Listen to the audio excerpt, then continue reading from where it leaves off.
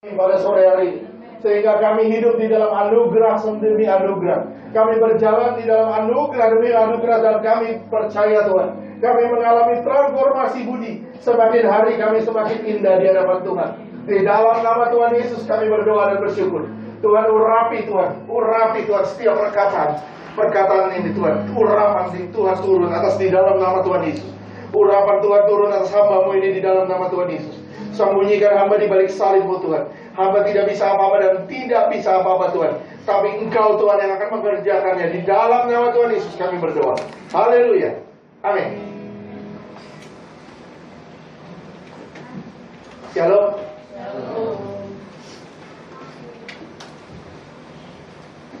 Hari ini kita belajar mengenai mesbah. Saudara, kita masih belajar dari kemah suci. Karena ini menurut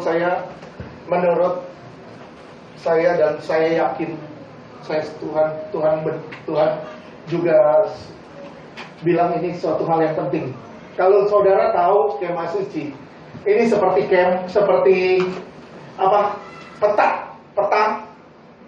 peta menuju surga. Peta menuju surga. Saudara mungkin bisa sama-sama lihat di gambar. Kita akan belajar ini hari ini, mesbah. Kita akan belajar mesbah. Bahasa Ibraninya itu misbah. Artinya diartikan tempat penyembelihan. Misbah itu bahasa Indonesianya tempat penyembelihan atau tempat pengorbanan. Mesbah ini adalah tempat penyembelihan atau tempat pengorbanan. Bahasa Ibraninya misbah.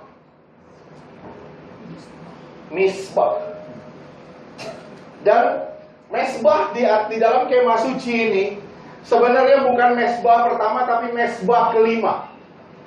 Saudara akan melihat banyak angka 5 yang akan diucapkan.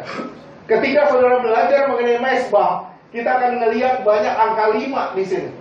Banyak sekali angka 5 di sini. Ini adalah yang pertama, 5 yang pertama, ini adalah mesbah kelima. Kalau saudara pelajari Alkitab saudara, di Kejadian ini adalah mesbah kelima. Mesbah pertama, saudara bisa lihat mesbah Nuh. Saudara bisa lihat di Kejadian 8 ayat 20. Ini mesbah pertama adalah mesbah Nuh.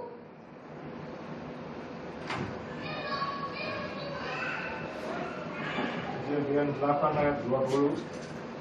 Lalu Nuh mendirikan mesbah bagi Tuhan dari segala binatang yang tidak haram, dan dari segala burung yang tidak haram diambilnyalah beberapa ekor. Lalu ia mempersembahkan korban bakaran di atas mesbah itu. Iya, ini mesbah pertama adalah mesbah Nuh. Mesbah kedua itu mesbah Abraham. Kejadian 12 ayatnya ke-7. Kejadian 12 ayatnya ke-7. Kejadian 12 ayat ke-7. Ketika itu Tuhan menampakkan diri kepada Abram dan berfirman, Aku akan memberikan negeri ini kepada keturunanmu. Maka didirikannya di situ mesbah bagi Tuhan yang telah menampakkan diri kepadanya. Iya, mesbah kedua itu mesbah Abraham. Sekarang mesbah ketiga itu mesbah Ishak. Mesbah ketiga itu mesbah Ishak. Kejadian 26 ayatnya ke-25. Kejadian 26 ayat 25. Sesudah itu Ishak mendirikan mesbah di situ dan memanggil nama Tuhan. Ia memasang kemahnya di situ. Lalu hamba-hambanya menggali sumur di situ. Iya. Mesbah ketiga itu mesbah Ishak. Mesbah keempat itu mesbah Yakub. Mesbah keempat itu mesbah Yakub. Kejadian 35 ayat ke-1. Kejadian 35 ayat 1. Allah berfirman kepada Yakub, Bersiaplah, pergilah ke Betel, tinggallah di situ, dan buatlah di situ mesbah bagi Allah yang telah menampakkan diri kepadamu ketika engkau lari dari Esau kakakmu. Iya. Mesbah keempat itu mesbah Yakub. Kalau saudara perhatikan baik-baik, ini ada hal yang lucu sebenarnya. Bukan lucu, tapi sesuatu yang sebenarnya luar biasa. Kenapa? Mezbah didirikan setelah setelah Tuhan menampakkan diri pada orang itu. Sekali lagi, mezbah didirikan setelah Tuhan menampakkan diri kepada orang itu. Contohnya, mezbah Nuh, dia mendapat pewahyuan dari Tuhan, dia mendirikan mezbah. Mezbah Abraham, dia mendapat pewahyuan atau Tuhan menampakkan diri pada dia, kemudian dia mendirikan mezbah. Begitu pula dengan Ishak dan Yakub. Setelah Tuhan menampakkan diri kepada mereka, mereka mendirikan mezbah. Jadi mezbah, saya kasih tahu sama saudara, mezbah adalah perabot yang penting di dalam kemah suci. Perabot yang sangat penting di dalam kemah suci. Karena lewat mezbah ini, saudara baru bisa masuk lebih dalam dan tambah dalam. Sekali lagi, saudara baru bisa menjadi orang yang sempurna pengenalan dalam Tuhan, sempurna di dalam pengenalan akan Tuhan setelah saudara melewati mezbah. Mezbah yang kelima itu mezbah kemah suci. Kenapa angka 5 itu begitu penting? Kenapa angka 5 begitu penting? Karena 5 melambangkan anugerah atau kasih karunia. 5 melambangkan anugerah atau kasih karunia. Tanpa anugerah atau tanpa kasih karunia, saudara tidak pernah akan berjumpa dengan perabot-perabot yang lain atau komponen-komponen yang lain di dalam kemah suci. Tanpa mezbah, saudara nggak akan bisa masuk lebih dalam dan tambah dalam. Justru lewat mezbah, saudara baru bisa masuk lebih dalam. Mezbah ini bicara mengenai pengorbanan Yesus di atas kayu salib. Jadi saya kasih tahu sama saudara, tidak ada keselamatan di luar Kristus. Kenapa saya bilang itu? Karena di hukum Taurat, orang yang dipentingkan adalah perbuatan. Tapi di dalam anugerah, di dalam hukum kasih karunia, bukan perbuatan yang utama, tapi iman yang utama. Setelah saudara percaya kepada Yesus, itu namanya iman. Ketika iman mulai bekerja, saudara mulai mempersembahkan diri saudara di hadapan Tuhan. Dan penyerahan diri saudara di hadapan Tuhan membuat saudara mengalami kematian demi kematian. Oleh sebab itu, kehidupan kekristenan yang sebenar-benarnya haruslah ditandai dengan kematian sebelum saudara mati. Sekali lagi, kehidupan kekristenan yang benar harus ditandai dengan kematian sebelum saudara mati. Kalau saudara tidak mati sebelum saudara mati, saudara tidak pernah akan mengalami kebangkitan. Sekali lagi saya ulang, saudara tidak pernah akan mengalami kebangkitan kalau saudara tidak pernah mengalami kematian. Imamat 9 ayat 24. Dan keluarlah api dari hadapan Tuhan, lalu menghanguskan korban bakaran dan segala lemak di atas mezbah. Tatkala seluruh bangsa itu melihatnya, bersorak-soraklah mereka lalu sujud menyembah. Api harus dari Tuhan, tidak bisa dari yang lain. Sekarang banyak orang pakai api lain. Banyak orang ikut Tuhan pakai api lain. Apa sih maksudnya api lain? Nih saya kasih tahu sama saudara. Kesannya saudara mengekang diri saudara. Saudara berpuasa, saudara melakukan upacara-upacara keagamaan. Saudara menyerahkan, sepertinya saudara menyerahkan hidup saudara buat Tuhan. Tapi sesungguhnya bukan untuk membakar kedagingan saudara,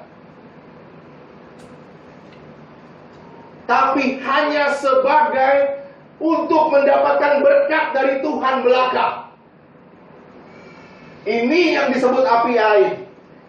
Jujur fair. Kita seringkali melakukan itu. Seringkali kita gak mau berbuat dosa bukan karena kita cinta Tuhan. Seringkali kita berpuasa bukan karena kita cinta Tuhan. Seringkali kita rajin ke gereja bukan karena kita cinta Tuhan, tapi kita melakukan aktivitas rohani kita bukan karena cinta Tuhan, tapi karena duit, karena berkat. Kenapa sih saya rajin ke gereja? Karena saya takut kena kutuk. Kenapa sih saya rajin ke gereja? Karena saya mau diberkati Tuhan. Kenapa sih saya rajin ke gereja? Karena saya mau ini, mau itu, mau ini, mau itu. Jadi Tuhan hanya saudara pakai untuk memuas kedagingan belaka. Saya kasih tahu sama saudara, kalau saudara nggak buru-buru beresin yang begini-begini, saudara akan nyesel di kemudian hari. Kenapa? Karena saudara sadari, saudara menggunakan api yang lain. Api yang lain yang sebenarnya bukan dari Tuhan. Jadi kalau saudara rajin ke gereja, kalau saudara rajin beribadah, kalau saudara bangun pagi, kalau saudara berpuasa, bukan untuk berkat. Bukan untuk berkat, tetapi untuk menyenangkan hati Tuhan. Karena Tuhan telah melakukan segala sesuatu buat saudara. Amin. Jadi kita harus koreksi diri kita. Benar gak kita di hadapan Tuhan? Benar gak kita melakukan apa-apa itu karena kita cinta Tuhan? Bukan ada unsur-unsur lain. Saudara, banyak kali kita seringkali menipu, tapi Tuhan tidak bisa ditipu.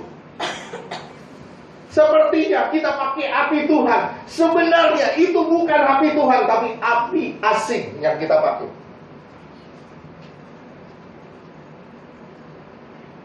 Kita bukan mau belajar kebenaran. Kita bukan mau mengalami Tuhan secara pribadi, tapi kita takut kena kutuk dari Tuhan. Ini masalah.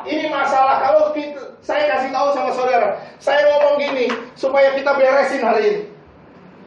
Kita beresin hari ini supaya di hari-hari ke depan saudara datang ke hadirat Tuhan dengan ketulusan, bukan dengan api lain.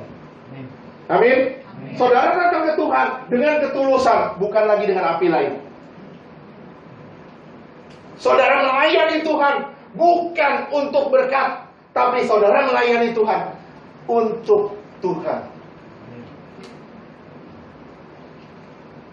Jangan sampai pelayanan saudara itu jadi api asing. Jangan sampai begini terjadi. Jangan sampai pelayanan saudara Tuhan anggap itu sebagai api asing. Tidak.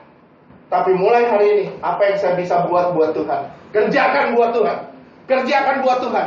Terlepas dari diberkati atau belum diberkati. Saya bukan bilang tidak, tapi belum diberkati. Tapi saudara percaya, suatu hari saudara pasti akan diangkat Tuhan tinggi. Beri kemuliaan buat Tuhan. Biarin deh, ya.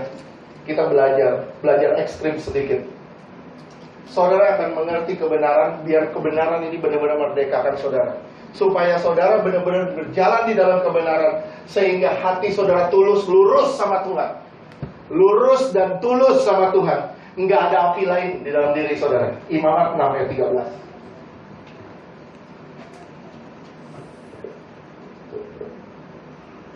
Imamat 6 ayat 13, harus dijaga supaya api tetap menyala di atas mezbah, janganlah dibiarkan padam. Iya. Api ini harus terus menyala. Api harus terus menyala. Dari ayat 11 itu. Gimana cara kita bisa nyender? Kemudian haruslah ia menanggalkan pakaiannya dan mengenakan pakaian lain, lalu membawa abu itu keluar perkemahan ke suatu tempat yang tahir. Iya, 12. Nanti ini saya jelasin juga. Terus api yang di atas mezbah itu harus dijaga supaya terus menyala. Jangan dibiarkan padam. Tiap-tiap pagi imam harus menaruh kayu di atas mezbah, mengatur korban bakaran di atasnya, dan membakar segala lemak korban keselamatan di sana. Iya, jadi api ini harus terus nyala. Api harus terus nyala. Begitupun api kita harus terus nyala. Harus terus nyala. Jangan sampai saudara ganti api saudara dengan api asing. Api di dalam saudara harus terus menyala. Dan api di dalam saudara harus benar-benar membakar kedagingan saudara. Begitu daging saudara terbakar, begitu daging saudara terbakar, yang jadi asap itu menjadi dupa yang harum di hadapan Tuhan. Amin. Abunya, ya kotorannya, abunya itu jatuh ke bawah. Jadi ketika daging saudara terbakar, yang ke bawah itu tidak ada artinya, harus dibuang. Yang ke atas itu yang menjadi dupa yang harum di hadapan Tuhan. Oleh sebab itu orang berpuasa karena dia cinta Tuhan. Orang berdoa karena dia cinta Tuhan. Ini membakar kedagingan saudara dan menjadi dupa yang harum di hadapan Tuhan. Tapi orang melakukan upacara-upacara yang bukan didasarkan atas dasar cinta, tetapi duit atau berkat, ini menjadi sesuatu yang binasa atau sesuatu yang sia-sia, tidak ada artinya di hadapan Tuhan.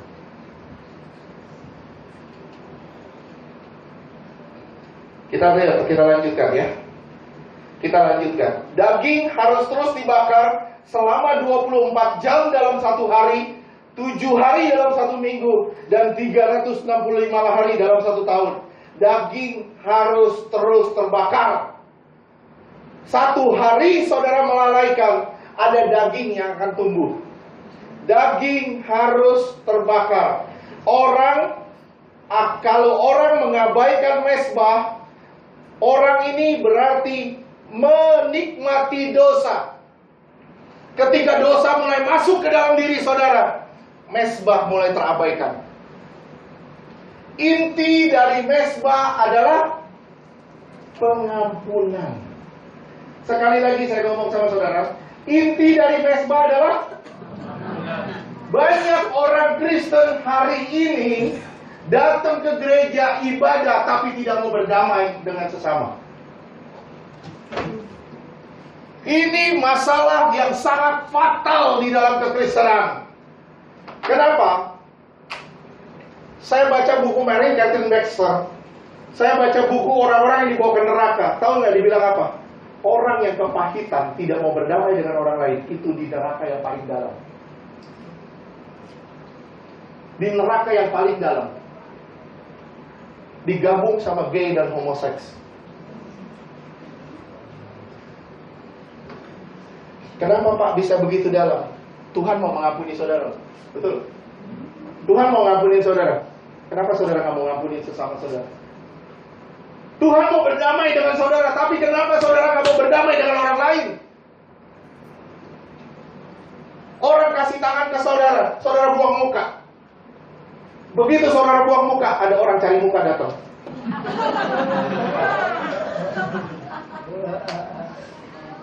Saudara akan kehilangan muka. Begitu saudara kehilangan muka, saudara yang cari muka. Begitu saudara dapat muka, saudara mulai buang muka lagi. Dan ini siklus terus-menerus muter gini kalau saudara nggak pernah berubah. Saya kasih tangan ke saudara. Saudara bisa angkat tangan dari saya. Gua nggak mau buang muka. Dilempar mukanya, hilang muka.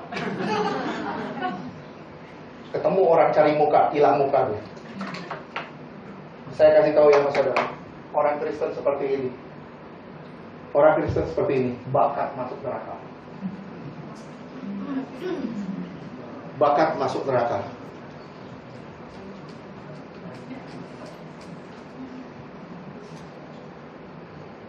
Mau berubah nggak? Mau berdamai nggak dengan siapapun? Mau bangun nggak hubungan dengan orang-orang yang menyakiti hati saudara? Mau nggak beresin diri saudara? Tuhan mau mengampuni saudara. Saudara pun harus mengampuni orang lain yang menyakiti hati saudara. Saya kasih tahu ya, nggak ada excuse buat tidak mengampuni. Pak, dia ngambil harta saya, bodoh. Tuhan bilang, nggak ada peduli. Tuhan bilang, itu duniawi. Saya kasih tahu ya, pengampunan, kepahitan, itu muncul karena keduniawian. Betul gak sih? Kepahitan selalu muncul karena keduniawian. Kalau saudara masih dunia, saudara akan kepahitan dengan banyak orang. Tambah kedagingan muncul, tambah daging muncul, tambah pahitnya tambah banyak. Apa sih ciri orang Kristen yang belum dewasa?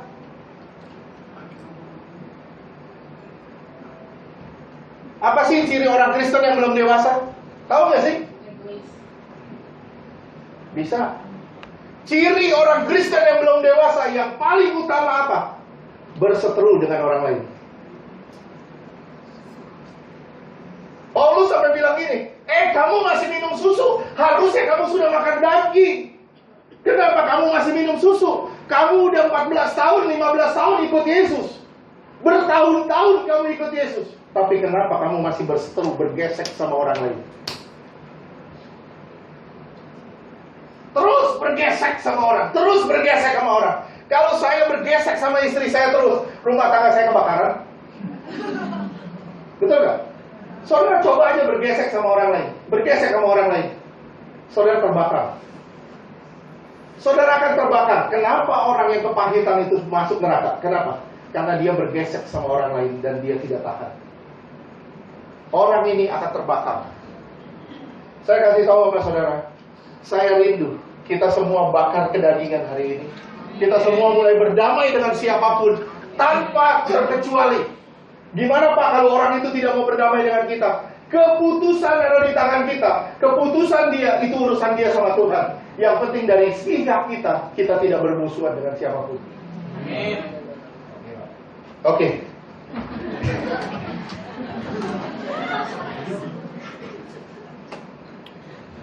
Waduh, saya jadi ngomong. Gak apa-apa deh, sedikit ya. Apa sih ciri orang kepahitan? Ciri paling utamanya apa? Cuma jelas kepahitan tidak mengampuni. Apa cirinya? Menghindar, itu yang paling utama. Menghindar. Menghindar. Misalnya, saya ada pahit hati misalnya sama Yosi. Misalnya, kita kan damai ya. Tetangga gitu. Misalnya saya ada pahit hati sama Yosi. Begitu saya ngeliat Yosi dari jauh, saya muter jauh. Saya muter jauh-jauh. Kenapa? Itu ada Yosi. Saya nggak mau ketemu dia. Itu ciri orang kepahitan. Menghindar. Gampang kan? Siapa yang saudara hindari sekarang? Siapa yang saudara hindari? Ada nggak masih yang saudara hindari? Gua nggak mau ketemu dia. Gua nggak mau ketemu dia. Kenapa? Kenapa? Karena pada dasarnya saudara masih menghindar dengan dia. Ini ciri orang yang masih bergesekan.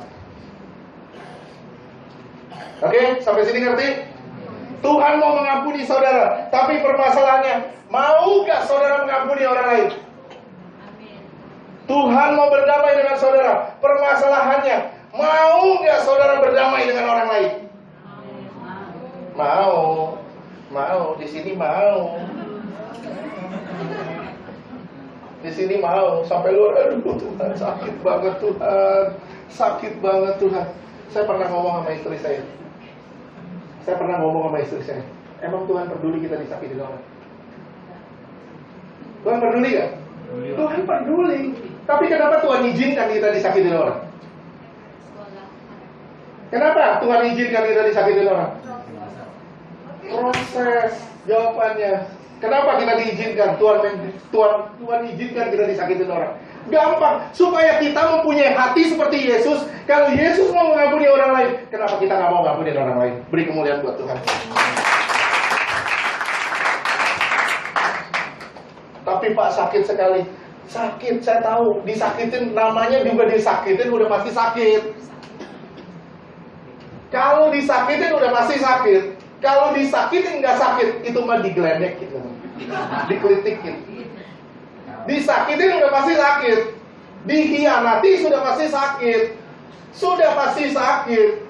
Tapi Tuhan memberi kita pengampunan, Tuhan mengampuni kita supaya kita bisa mengampuni orang lain sama seperti Tuhan mengampuni kita. Amin. Di mesbah ini kita belajar mengenai cara mengampuni orang lain. Tuhan mau kita mengampuni orang lain. Gimana caranya Pak mengampuni orang lain? Saudara nggak akan bisa mengampuni orang lain kalau saudara nggak mulai hari ini menyerahkan hidup saudara buat Tuhan dan membakar daging saudara. Mulai hari ini.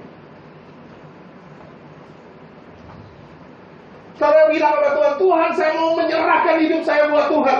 Tuhan saya mau mati daging buat Tuhan. Gimana Tuhan caranya Tuhan? Mulailah dengan berdamai dengan sesama kita. Oleh sebab itu salib bentuknya begini. Ke atas hubungan saudara dengan Allah, ke samping hubungan saudara dengan sesama. Kalau saudara punya hubungan saudara dengan Allah tapi ke sesama nggak beres, saudara seperti saksi Yehova. Saksi Yehova itu salibnya begini, nggak ada ini. Salibnya begini, Yesus disalibnya begini, bukan begini. Kenapa Yesus disalib begini? Ini tandanya Tuhan terentang tangannya. Dan Tuhan mau menerima saudara apa adanya, supaya saudara ketika diterima Tuhan, Tuhan mau mengubah hidup saudara seperti Tuhan. Amin. Berita yang diberitakan dalam mezbah yang paling utama adalah memikul salib dan menyangkal diri. Memikul salib dan menyangkal diri. Mezbah yang benar, mezbah yang terus-menerus menyala, mezbah yang terpelihara adalah ibadah yang benar. Sekali lagi, mezbah yang benar adalah mezbah yang terus-menerus menyala, membakar semua bentuk daging saudara. Kayak saya ini daging banyak. Jangan pikir saudara kurus, saudara lebih enak dagingnya. Saudara kurus-kurus, kedagingan saudara bisa lebih tebal. Kenapa? Karena gak pernah digesek sama firman, gak pernah dipoles sama firman. Kalau saudara gak ngalamin polesan dari firman, saudara pikir dosa itu sah di dalam diri saudara. Saudara akan menganggap legal saudara bikin salah. Kenapa? Karena Tuhan siap mengampuni saudara. Saya bilang sama saudara, Tuhan siap mengampuni saudara, diri saudara, kalau saudara mau bertobat dan hidup di dalamnya Tuhan. Amin. Oleh sebab itu, Tuhan mengampuni orang gimana? Tuhan bilang, pergilah dan jangan berbuat dosa lagi. Artinya pergi, bertobat. Kenapa Tuhan bilang pergi? Kenapa Tuhan usir orang? Pergilah dan jangan berbuat dosa lagi. Saya kasih tahu sama saudara, kenapa Tuhan bilang pergilah dan jangan berbuat dosa lagi? Kenapa Tuhan mau begitu? Karena pergi artinya berbaliklah dari jalan saudara yang salah dan cari jalan yang baru, yaitu jalan kebenaran. Kalau saudara nggak pernah berbalik, saudara nggak akan pernah menemukan jalan kebenaran, dan saudara nggak pernah akan dibawa sampai pada tingkat kemuliaan. Oke? Mulai berdamai dengan orang lain. Sakit Pak, sakit, saya tahu sakit. Tapi kalau saudara mau menjadi seperti Tuhan, saudara nggak peduli sama harga diri saudara. Saudara nggak peduli sama kepentingan saudara. Yang saudara peduli adalah bagaimana caranya saya menyenangkan hati Tuhan di setiap nafas hidup saya. Saudara harus belajar mengerti pikiran dan perasaannya Allah.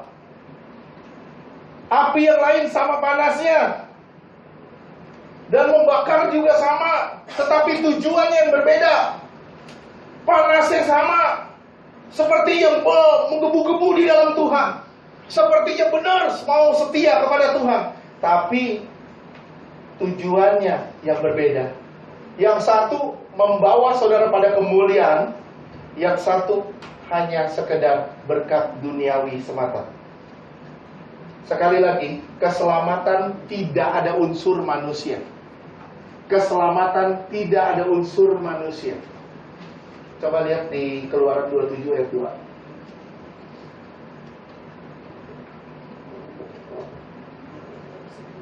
Keluaran 27 ayat 2. Haruslah engkau membuat tanduk-tanduknya pada keempat sudutnya. Tanduk-tanduknya itu haruslah seiras dengan mezbah itu, dan haruslah engkau menyalutnya dengan tembaga. Iya. Tanduk ini bicara mengenai, kalau di Mazmur saudara akan lihat tanduk keselamatan. Tanduk ini bicara mengenai kuasa, kemuliaan, dan juga kehormatan. Mazmur 89 ayat 18.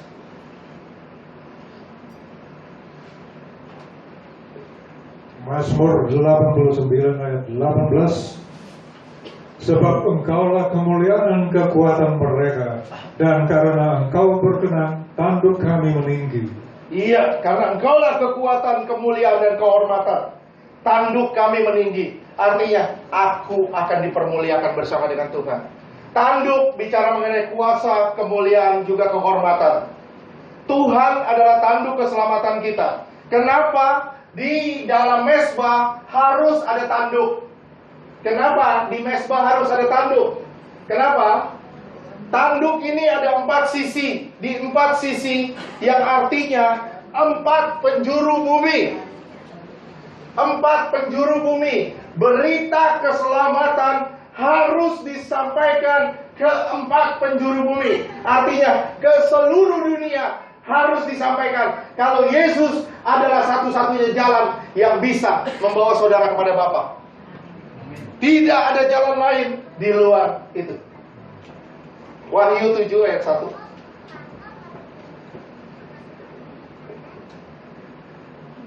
Wahyu 7 ayat 1. Kemudian daripada itu aku melihat 4 malaikat berdiri pada ke-4 penjuru bumi, dan mereka menahan ke-4 angin bumi, supaya jangan ada angin bertiup di darat, atau di laut, atau di pohon-pohon.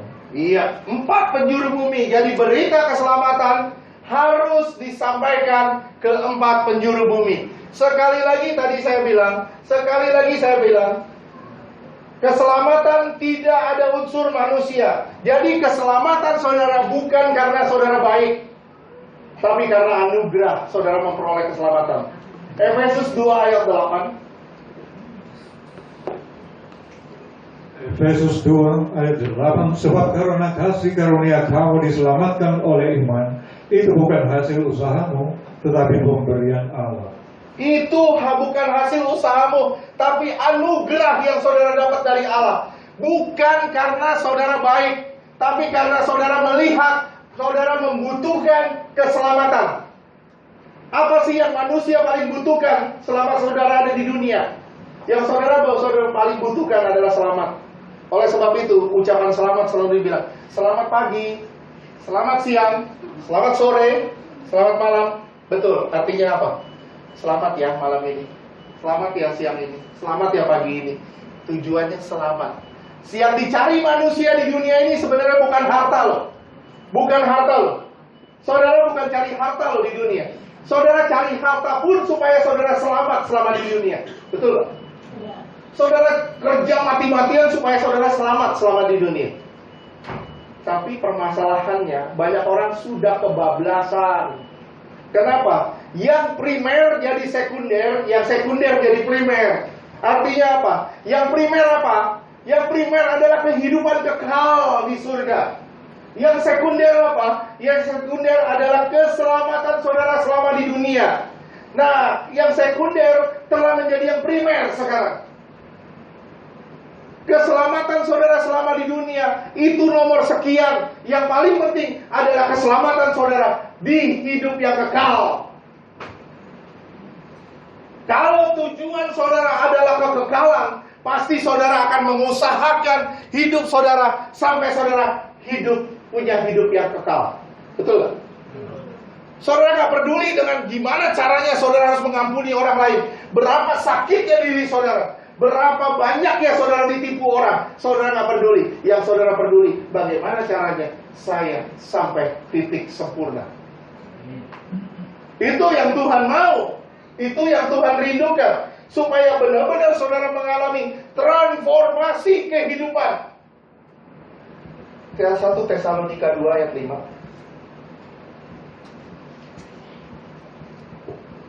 1 Tesalonika 2 ayat 5. Karena kami tidak pernah bermulut manis, hal itu kamu ketahui, dan tidak pernah mempunyai maksud loba yang tersembunyi. Allah adalah saksi. Kita gak pernah punya maksud-maksud lain selain gimana caranya saya menyenangkan hati Allah. Saudara jangan cari api lain. Saudara cari api yang benar, yaitu bagaimana caranya saudara membangun kehidupan dengan Allah dan saudara masuk dalam perkenanan Tuhan hari demi hari. Saya makin lama mau keluar nih. Makin lama makin ke belakang, Bapak mau saya keluar.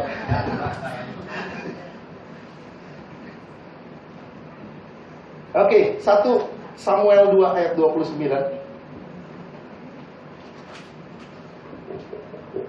1 Samuel 2 ayat 29. Mengapa engkau memandang loba dengan loba kepada korban sembelihanku dan korban sajianku yang telah kuperintahkan, dan mengapa engkau menghormati anak-anakmu lebih daripadaku, sambil kamu menggemukkan dirimu dengan bagian yang terbaik dari setiap korban sajian umatku. Mengapa engkau memandang loba kepada korban sembelihanku? Mengapa engkau cari untung di dalam pelayananmu? Mengapa engkau cari hormat di dalam pelayananmu?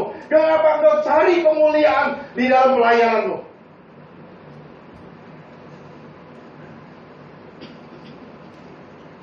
Pelayanan tidak ada unsur materi sebenarnya. Pelayanan tidak ada unsur materi. Pelayanan itu pemberian, bukan diberi. Sekali lagi, saya ngomong soal advance ya. Kita naik kelas, kita naik tingkat. Pelayanan itu pemberian, bukan diberi. Mengikut Tuhan itu dipelihara sama Tuhan. Jadi, saudara melayani Tuhan, tidak ada unsur yang lain, tidak ada unsur kemuliaan, tidak ada unsur kehormatan manusia. Kalau saudara mencari unsur kehormatan manusia, mencari uang, mencari apapun, saudara jangan pelayanan. Saudara masuk ke dunia, saudara akan jadi orang duniawi, saudara akan cari hormat terus. Orang begini, saya bilang ya, orang begini nggak akan bisa maju dalam Tuhan. Orang yang mau maju dalam Tuhan adalah orang yang mau memberi buat Tuhan. Ingat ya, korban bakaran, korban sembelihan, artinya saudara harus berkorban. Mengikut Tuhan dimulai dengan salib dan diakhiri dengan kemuliaan. Bisa kasih ulang? 3, 2, 1. Bilang, mengikut Tuhan diawali dengan salib dan diakhiri dengan kemuliaan. 3, 2, 1.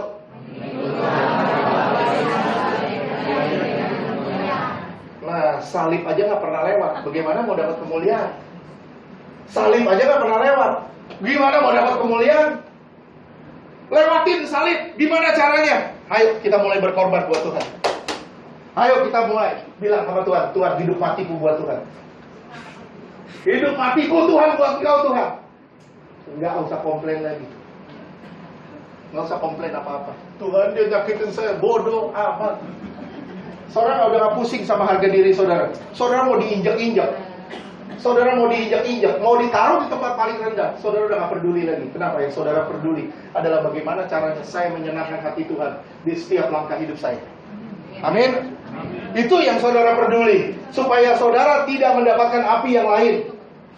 Pengelola daging manusia, pengelola daging adalah Tuhan sendiri. Jadi keselamatan tidak ada unsur manusia. Ini inisiatif Allah. Agama itu berbicara mengenai perbuatan. Semakin banyak memberi, semakin banyak saudara mendapat. Itu agama. Tapi kekristenan beda. Bukan soal memberi dan saudara mendapat. Bagaimana caranya saudara berkorban buat siapapun di sekitar saudara. Kekristenan beda. Oleh sebab itu saya ngomong sama saudara kan waktu itu kan, agama itu usaha manusia mencari Allah. Betul? Mencari Allah, terus mencari Allah. Tapi kekristenan usaha Allah mencari manusia. Dia mencari dan menyelamatkan yang terhilang. Ketika daging saudara dibakar, ditusuk, terus dibakar, yang berpartisipasi itu Bapa, Putra, Roh Kudus. Kadang kala masalah itu sehat bagi rohani kita. Kadang kala masalah itu sehat bagi rohani kita. Kadang kala nangis itu sehat gak? Saudara aneh kalau gak pernah nangis. Pak, saya dari bayi Pak gak pernah nangis. Saudara aneh kalau gak pernah nangis. Kadang kala nangis itu sehat.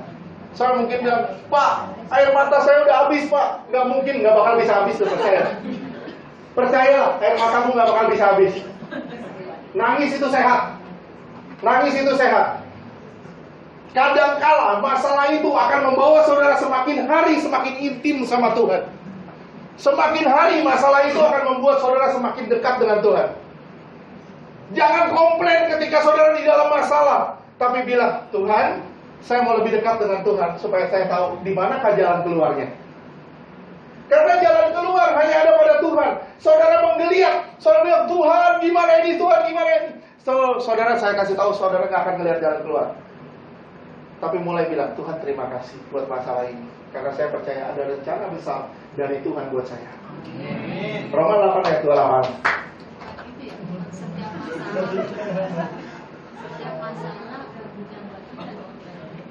Masalah itu bisa karena perbuatan kita sendiri, kesalahan kita sendiri. Tapi kalau masalah itu diizinkan Tuhan, itu jadinya seperti Ayub.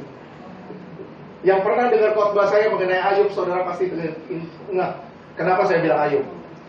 Ayub walaupun dipuji sama Tuhan, benar kan? Ayub dipuji sama Tuhan. Tuhan bilang, weh, gak ada yang seperti Ayub. Tuhan ngomong sama iblis kan, gak ada yang seperti Ayub, betul kan? Betul kan? Tapi lihat deh, Ayub itu masih sembrono. Dia seorang hamba Tuhan, dia dihormati orang. Tapi lihat, dia melakukan upacaranya hanya takut kena kutuk dari Tuhan.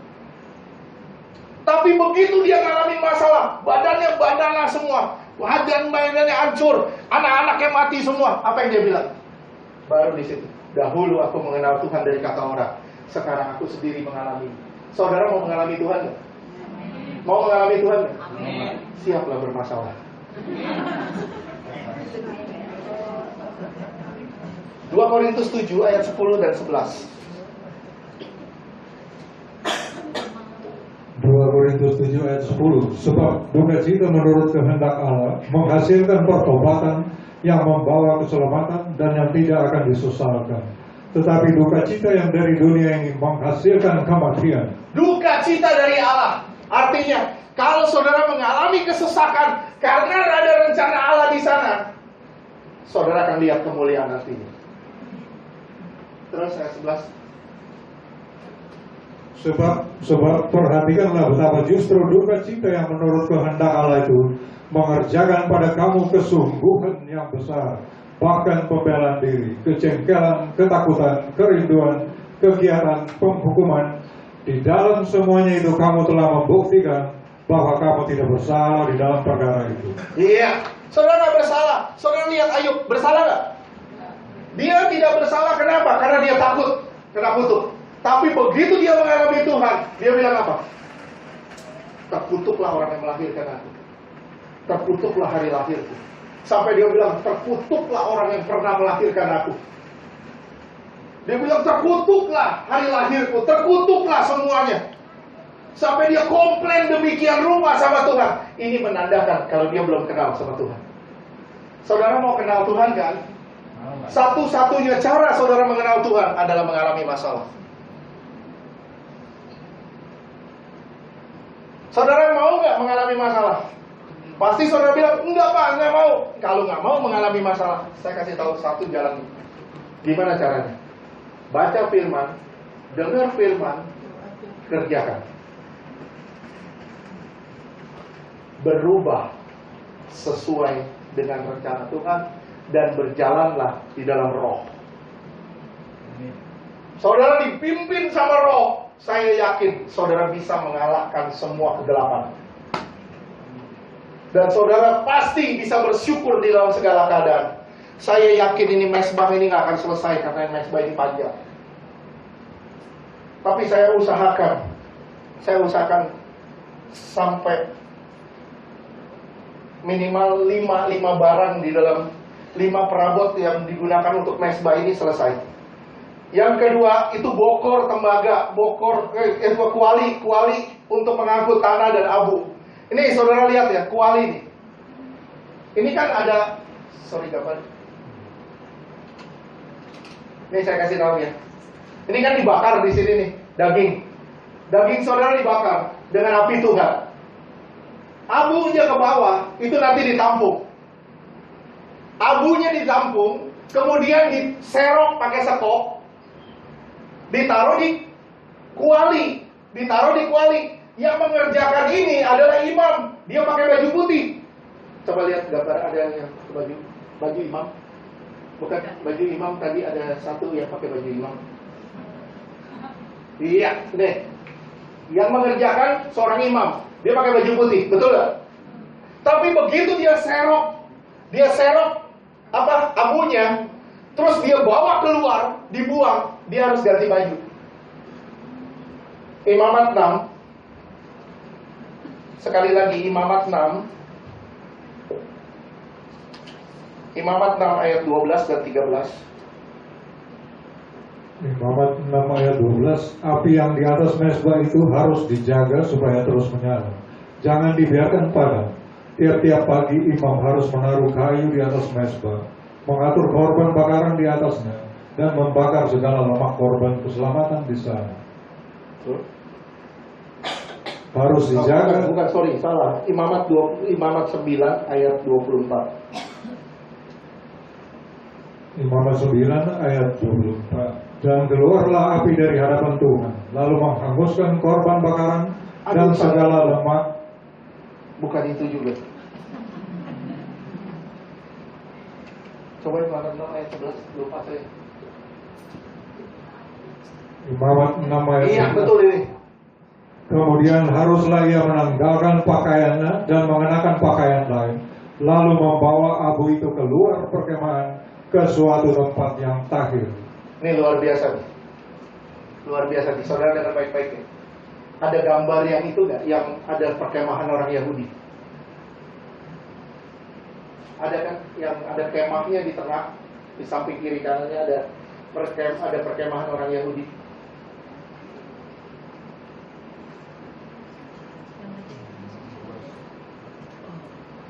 Iya. Saudara pernah lihat kan? Kemah itu di tengah. Di sini ada perkemahan orang Yahudi. Nih, ini perkemahan. Ini dibakar nih, dibakar dagingnya. Daging dibakar, abunya turun ke bawah. Abu turun ke bawah, artinya kedagingan saudara hangus di sini. Abunya, ketika saudara bakar sini, saudara pakai baju imam. Begitu saudara keluar dari sini, bawa abu itu, saudara harus ganti pakaian. Saudara harus ganti pakaian. Begitu saudara keluar, saudara harus ganti pakaian. Dan abu itu nggak boleh dibuang di perkemahan sini, tapi keluar jauh. Artinya apa? Dosa saudara jangan sampai turun ke keturunan saudara. Jangan sampai turun ke rumah saudara. Dosa saudara harus putus dan dibuang jauh. Saya ingatin sama saudara. Saudara mau nggak putus dosa itu dari saudara? Dulu papi saya perokok. Saya perokok dulu. Papi saya tukang judi. Waduh, saya gila judi dulu. Dosa ini keturun. Abunya dibuang ke saya. Abunya, kesia-siaannya dibuang ke saya.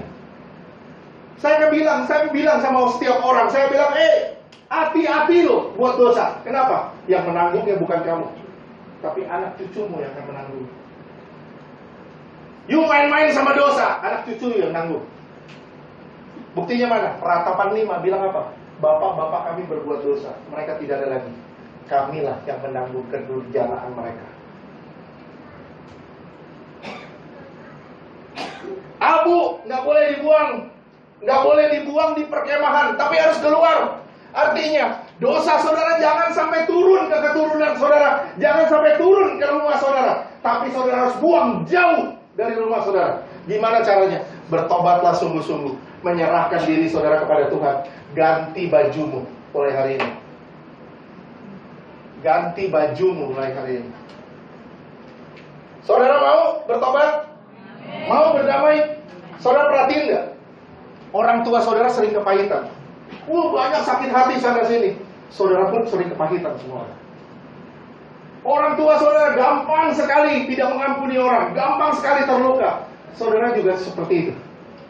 Perhatiin nggak sih? Seperti itu.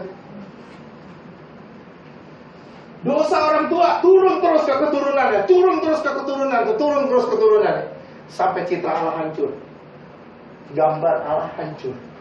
Oleh sebab itu, Tuhan mau apa? Tuhan ingetin saudara hari ini supaya saudara berbalik dari jalan yang salah, mulai ikut jalan Tuhan dan mulai cari Tuhan benar-benar. Ketika saudara cari Tuhan benar-benar, saudara akan lihat kemuliaan Tuhan. Saudara tukang gosip, tanpa saudara sadar, anak saudara tukang gosip juga. Betul gak sih? Kenapa ibu-ibu pada ketawa? Saudara tukang ngomongin orang, ngejelekin orang. Enak ya ngejelekin orang? Daging bilang enak loh. Coba jelekin diri sendiri, mau gak? Ngomongin orang gampang. Wah, dia begini, dia begini, dia begini. Saudara nuding orang gampang. Coba bikin. Sekali lagi, saya bilang, orang yang tidak sempurna dibuktikan dengan apa? Melihat orang lain semua salah di hadapan. Saya ngeliat Ibu Lina, Bu, wih Lina, wih ini rambutnya kok gitu? Ngeliat Yosi juga bilang, wah salah juga nih rambut. Saya ngeliat Ayu, wah ini juga salah. Saya bilang, satu ruangan ini salah urus rambutnya. Kenapa? Saya doang yang bagus. Teman saya pernah ngomong gini, siapa lagi yang bisa dibanggain selain diri sendiri? Ini ciri orang luka. Sebenarnya, orang yang selalu menyalahkan orang lain adalah orang yang mengasihi diri sendiri, tidak pernah mengasihi orang lain.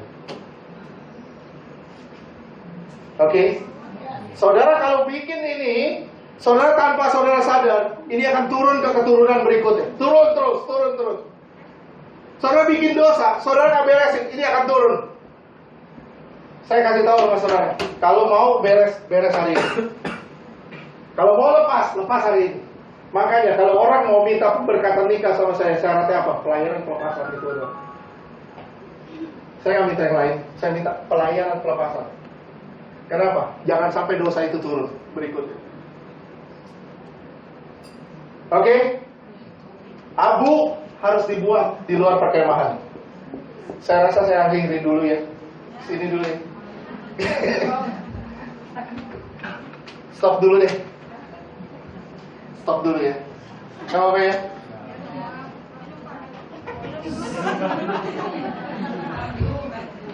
Tanggung. Tanggung. Aduh, masih ada 4 lembar.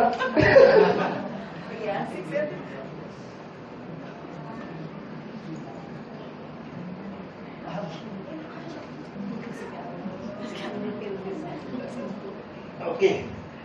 Sedikit deh, sedikit. Sedikit ya, sedikit. Ayat 4. Kekeluaran 27 ayat 4. Hah, itu benar. Bapak-bapak kami berbuat dosa, mereka tidak ada lagi. Kami lah yang menanggung kedurjaan mereka. Ini ayat ini luar biasa. Saya ngeliat nih, 0 orang yang gak ada roh jahat. Banyak orang bilang, oh saya udah pelayanan pelepasan. Selama tidak dicabut sampai ke akar, akan bermasalah lagi.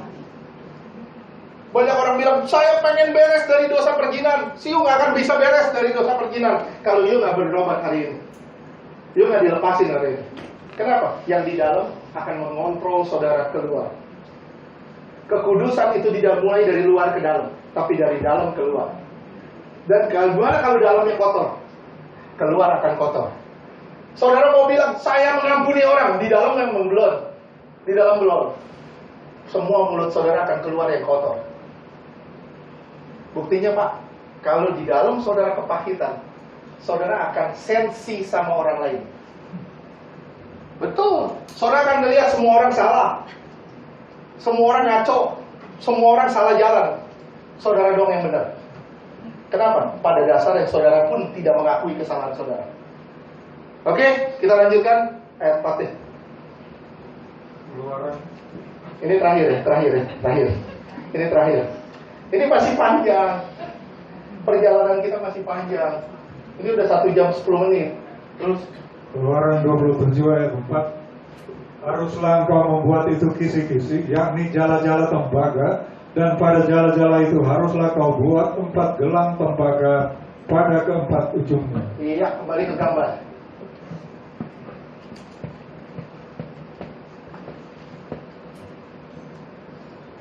Kisi-kisi adalah Kristus yang memisahkan antara daging pembakaran dalam pembakaran dengan abu yang terbakar. Daging yang terbakar turun ke bawah lewat kisi-kisi, dan yang ke atas menjadi dupa yang harum. Dan di sini bicara tentang firman. Firman akan memisahkan antara daging dengan roh. Firman akan memisahkan antara pertimbangan dengan keputusan manusia. Firman akan memisahkan saudara dari semua yang tidak pada tempatnya.